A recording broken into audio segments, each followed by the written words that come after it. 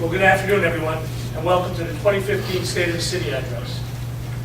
As Mayor of the City of Scranton, it is my honor and privilege to report to you that the state of the city is solid and getting stronger. I have some people that I'd like to thank. I can't possibly thank everyone, but I'd first like to thank the Chamber for hosting us here today, Senator Blake, Representative Flynn, Representative Faria, Congressman Courtright, Senator Bobby Casey, our county commissioners, Wansack, O'Malley, and Stayback. I also want to thank all the elected officials, community leaders, friends, and family, everybody who's helped us progress as far as we have these past 16 months. I especially want to thank the people that have been by my side day in and day out, often in the late hours of the night. Those are the members of my cabinet and my secretary, Kay. I have saved my most important thank you for last, and that is to my wife, Kim, whose love and support have guided me and been my rock throughout my life, especially this last year and a half. I'm here today to give the State of the City address, the state of our city. More specifically, we are here because of the abiding love for our city. We are here to talk about the difficult but necessary choices and sacrifices we must make together in order to set Scranton on a course for greater prosperity. I'm excited where we are, but I'm even more excited about where we're heading. Over the past year and a half, we've made some difficult choices, set the course for recovery, and today I can report through putting a plan in place and following our plan, our city is making real progress. I'll be the first to say that we have some difficult challenges facing us, challenges that touch every family, every person, and every business who calls Scranton home. But I believe that we as Scrantonians are up for the challenge. I ran for mayor because I saw our city struggling under the weight of decades of financial and economic hardship. I ran for mayor because I saw families and businesses struggling to make ends meet. I ran for mayor because I knew we couldn't give up. I ran for mayor because I believe in Scranton. From day one, it was clear that getting back on track wouldn't be easy. It was clear it wouldn't be quick. But Scranton doesn't back down from a fight, and we don't give in. It's not glamorous, and the victories may sometimes seem small, but they are always significant because they continue to propel us towards financial stability and future prosperity, one step at a time. When I came into office, I brought on HGA Strategies with the generous support of the Chamber to build a plan that could work, and we've been sticking to the plan. Much of the plan has become part of the revised recovery plan drafted by the Pennsylvania Economy League, who have been an invaluable partner to my administration. I want to stress to you how productive our relationship has been with the Economy League, as well as the Commonwealth and DCED. We've really built this recovery plan together. Now, we've all seen recovery plans come and go. Our city remains in that 47 for some 20 years. But I believe this time will be different. This time we're all rowing in the same boat. We built this plan together, my administration, HGA Strategies, PEL, DCD, and City Council, and we're going to make it happen together.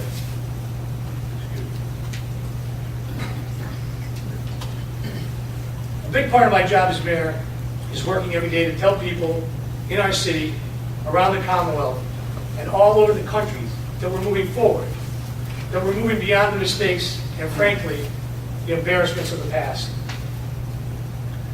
My initial focus has been to restore credibility and calm, to make Scranton a place where we don't see risk, or where we see stability and opportunity.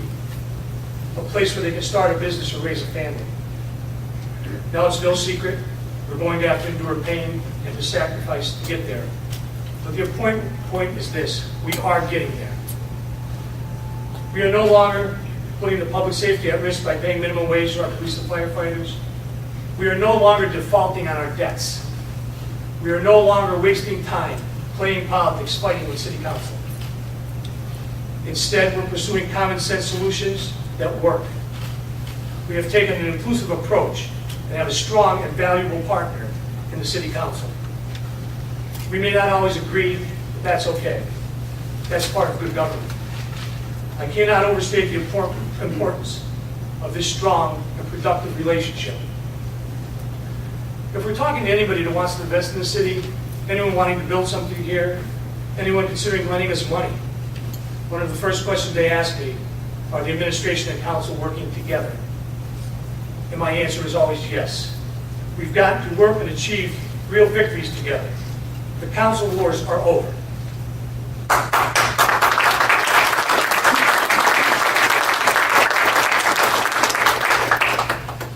To provide some perspective, when I came into office, we got used to seeing story after story in the paper, on the evening news, on the radio, all around the country, telling us our city was going bankrupt, that we were teetering on the brink of more defaults, that we were paying our workers minimum wage just to make payroll, and even that our city council meetings would make good material for a reality show. You don't see those stories anymore. In just over a year, we've been able to tell a different story about the city of Scranton, a story of hope and optimism, backed up by real progress. We're restoring trust in our city, and trust that matters when credit agencies are looking at us, when businesses are looking to invest, when people are looking to move to the city, and most importantly, it matters for the people of Scranton. When I came into office, financial institutions had little faith in Scranton's ability to meet its obligations. As a result, we couldn't find anyone that wanted to give us a tax anticipation note, or as you know, a TAN.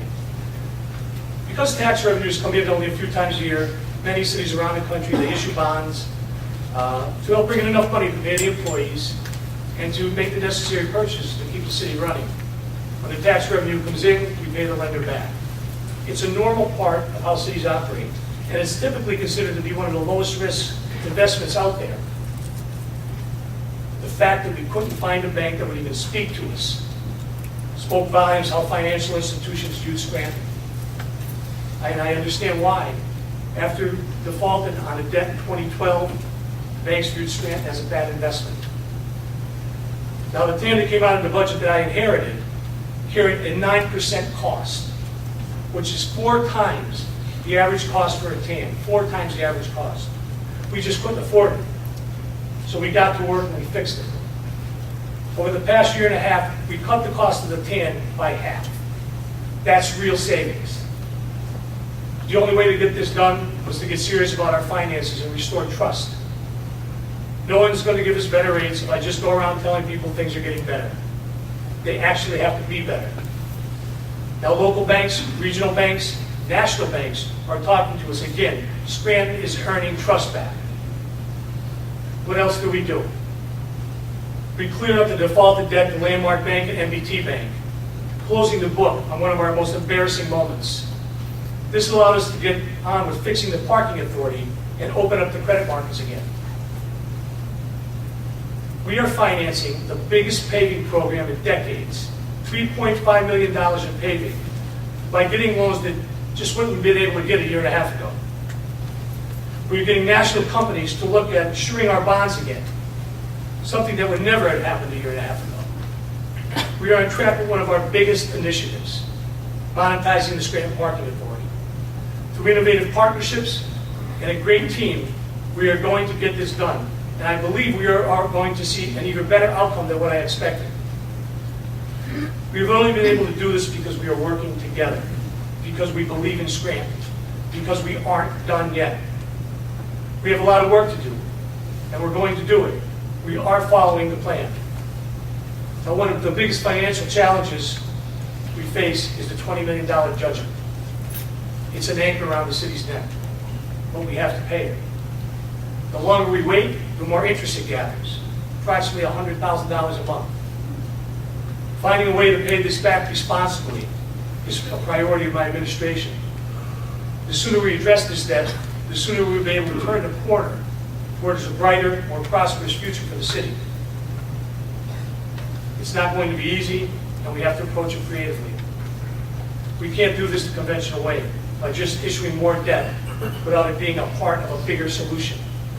And at the end of the day, we can't do it alone. That's why we're working with the Commonwealth and other stakeholders each and every day.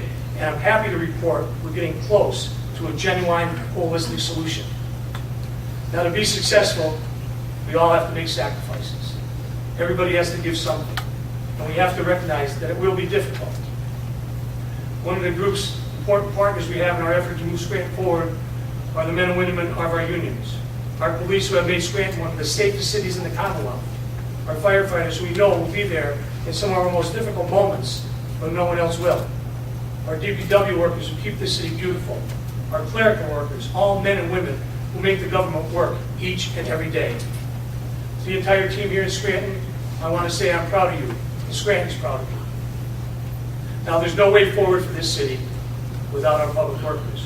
Or there's certainly no way forward without real reform. We are in this together every step of the way. Just like you, they know things have to change. My message to the unions haven't changed. A strong Scranton is good for everyone, but we won't get there if all parties involved aren't willing to make necessary sacrifices and compromises. To date, we bargained with the unions to achieve savings for our city's budget, to bring in new revenues, and to help shore up the pension funds. That impact is real. My job, my administration job as a negotiator, is to get the best possible deal for the city, and I believe we have. I'm not going to waste time asking for things that I know will never happen.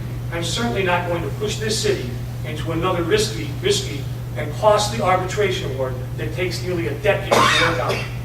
And the reality is this city cannot afford to find itself again on the wrong end of a $20 million court award. Now, that doesn't mean we're not on opposite sides of the bargaining table. We are. The important thing is we went to the bargaining table and we got results. It was clear that the contracts we had with our police and fire unions had to be changed. That's what the Amoroso plan said. That's what the recovery plan said. And then believe me, I know that's what you all say. We could not wait. We had to act. But the unions, they could have waited. I could have made as much noise as I wanted, but at the end of the day, their contracts wouldn't have expired until 2017. If they didn't want to come to the table, they didn't have to. But I got the unions to the bargaining table with the understanding that everyone had to pitch in to move Scranton forward. We worked hard for that. You almost never see a union open up their contract in midterm, and more rarely do you see it resulting in concessions. If we had waited any longer, we would have lost valuable time and money. So what did we accomplish? We got by far the lowest raises in a generation. We got the unions to double their pension contributions. We're tightening up on the overtime, and we reduced costly high-ranking staff. And we got all of this without going to arbitration. Arbitration would have meant dealing and handing over the keys to a panel, who at the end of the day, as we all know, almost always gives the unions a generous contract that we simply can't afford. We don't have to look far to see what happened. What could have happened, I should say. Just recently, the county correctional probation officers went into negotiations with Lackawanna County. What happened? They went to arbitration. They got double-digit raises over the life of their contract. We did it ourselves and got single-digit. We did it ourselves and got the most affordable contracts we've seen in decades.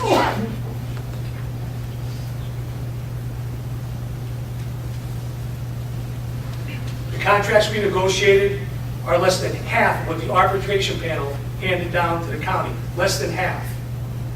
We can also look back on what happened the last time the city went to arbitration with the police and fire.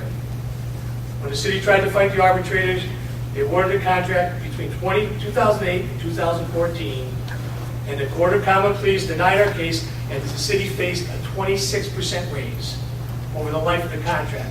This is what happens in arbitration. If we average out the raises per year, the contract from the fire arbitration amounted to 3.8%. When the city went to arbitration, the award was about 3 times higher than what we were able to negotiate through good faith bargaining with our unions. One raise in the contract was 8%. The biggest raise we see is 1.75. Actually, every raise in the contract was bigger than any of the ones that we negotiated. But I'm not going to dwell on the past. But by using history as a guide, we were able to avoid an outcome that could have been harmful to the city's recovery. Past administrations have tried following the rabbit down the hole, and it just didn't work. We can't afford another 8 years fighting it out in the courts. Now, I know these contracts aren't perfect, but they're a product of compromise and common sense. We take the same approach with the DPW and clerical worker union. What I'm going to do with these contracts and what I've done with the police and fire is bring them to the table and get the best deal possible for this city. No double-digit raises, no crippling arbitration awards. Just real savings and the knowledge that we made this city one of the safest in the Commonwealth. Now there's more to do. The contracts are just a piece of what we have to work out with the unions. And ladies and gentlemen, we are not done yet. Ultimately, the biggest challenge our city faces is shoring up our pensions. And so tackling that challenge is in whatever way we can has always been #1 goal of our recovery. Look, this problem is not unique to the city of Scranton. We have seen cities all across the country struggle with the same issue. Chicago, one of our nation's greatest cities, is also crushed by their pension obligation. This isn't an excuse for what's happening here, but it rather adds context to our own struggles. The bottom line is it's unsustainable. That's why we've worked hard to bring people to the table with the message that we are in this together, and if we can find common sense on common ground, we'll succeed together. First, the contracts we negotiated doubled the required pension contributions from the police and fire to make their own retirements, taking some of the burden off of the taxpayers. We are also cracking down on abuse. This is something that is important to me. It's something I will not tolerate. It's unfair to the taxpayers, and it's unfair to the men and women who work hard to earn the pensions. We're going to do everything we can, work with whoever we need to go after the abusers. That's why we're cooperating with the Composite Pension Board, the Auditor General, the state police, the federal government, in whatever ways we can to root out the abuse. That's why we're cooperating with the Scranton Sewer Authority and the Commonwealth on a responsible monetization that will keep rates low and help provide critical funding to our pensions, which will help lower the burden for the taxpayers. That's why we held the line on pension raises. I'm not going to allow the city to put itself in even further financial distress by permitting raises that we believe are illegal and that we cannot afford. It would be unfortunate if the board chooses to take us to court over this issue, but we are prepared to litigate if we have to.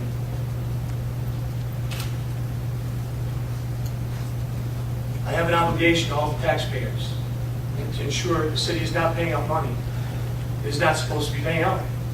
I have an obligation to the pensioners to ensure that the city can continue to make their base pensions payments. As I said before, there'll be critics, and there are those who say meaningful change is not possible for Scranton.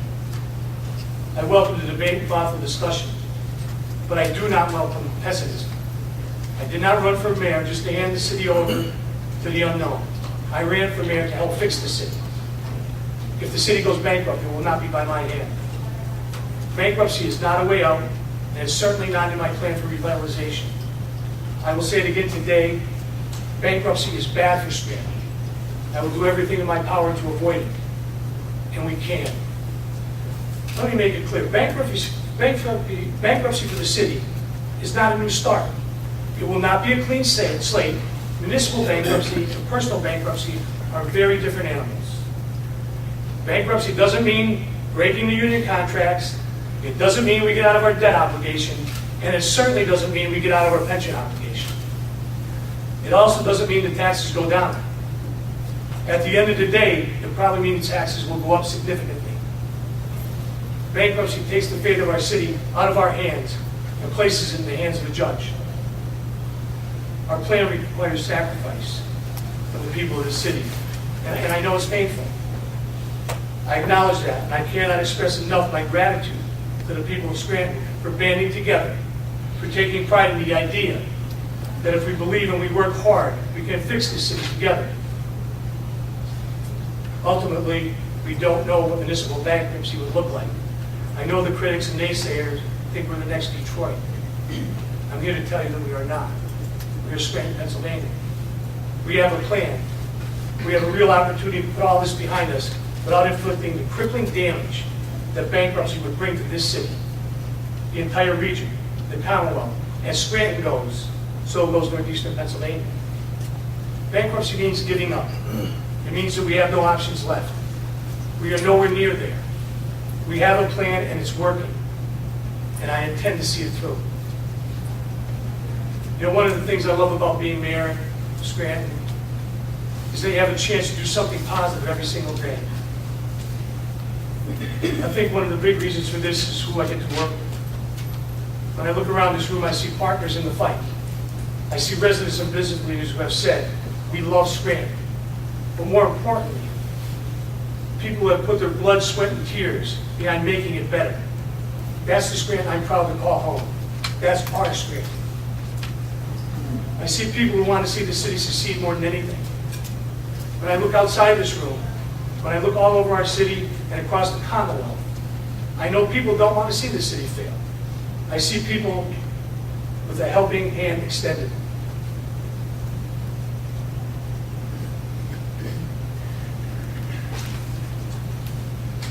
One of the partners that I am incredibly excited to be working with is our Governor, Tom Wolf, who has been a key ally in our fight to put Scranton on the road to recovery. I'm grateful to the Governor for what he's trying to do for Scranton, for the time he's put in, and the access he's given us to his team. We have a great friend in Harrisburg who wants to do what he can to help, and he gets it. Senator Bobby Casey, a proud Scranton resident, one of our greatest advocates, was kind enough to set up a meeting for us with the governor's team just weeks after the governor took office. We had a chance to have a proactive discussion about how we would move Scranton forward. I'll never forget, as we were leaving the meeting, they asked me what my vision was for Scranton. After we had our finances stabilized, after we had our debts paid, what did I want to see for the city? They wanted to know what's special about Scranton, what we're working towards. I told them that our city is safe, that it has some of the best infrastructure in the country. I told them about our great universities, colleges, and hospitals, and about our innovative business community. But what I really emphasized to the governor is the amazing community we have here. We have some of the hardest working, most inventive and committed people you'll ever meet. I told him Scranton is a place where family comes first and roots run deep. It's a place where people care and truly believe in the promise of this city. The Scranton I remember as a kid was a Scranton of tight, knit neighborhoods and strong communities. Scranton was a place that welcomed generations of immigrants looking for a better life, looking to live the American dream. Today we are still a city where people go to find opportunity. So what is my vision? I want to see Scranton be a city of strong neighborhoods, strong community, and a place where people can come for good jobs, to start a business, and to raise a family. We can renew the promise of the American dream right here in Scranton if we stick together to continue down the path to recovery. If we continue to fight, if we continue believing in Scranton, we can make it happen. I want to thank you for coming here today. God bless you, and God bless the city of Scranton. Thank you.